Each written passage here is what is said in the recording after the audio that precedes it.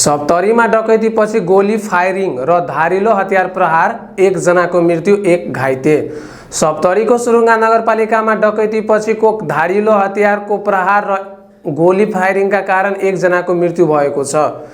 सप्तरी प्रहरीका अनुसार आज राति 1 बजे सुरुङ्गा नगरपालिकाको वडा नम्बर 8 स्थित कान्तलाल चौधरीको घरमा अपरिचित समूह लुटपाट गर्न आएको थियो।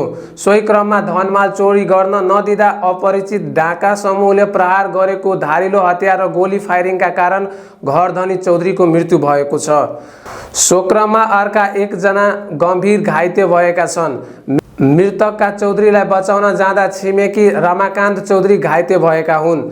सप्तरी प्रहरी अनुसार डकैती समूहद्वारा भएको धारिलो हतियारको प्रहार र गोली फायरिङका कारण चौधरीको घटनास्थलमै मृत्यु भएको हो।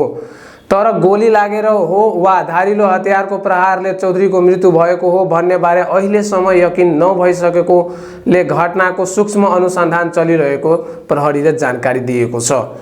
डकैती समूहले घरबाट 5 तोला सुन, 2 किलो चाँदी र केही नगद समेत लुटेर लगेको सप्तरी प्रहरी प्रमुख ढकेन्द्र खत्रीवालाले जानकारी दिएका छन्। घाइते चौधरीको लाहान स्थित प्रादेशिक अस्पतालमा उपचार भइरहेको प्रहरीले जनाएको छ। हाल घटनाको थप अनुसन्धान जारी रहेको छ। स्वागत छ तपाईको आफ्नै सहर लाहानमा, जहाँ सुविधा र सत्कार एकसाथ पाइन्छ।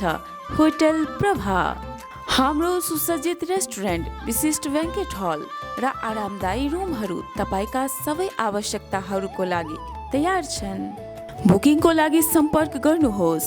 लाहान 3 गाईघाट बस स्ट्यान्डको 50 मिटर पूर्व दक्षिण साइड 97010 0007 वा 98428 29564 मा।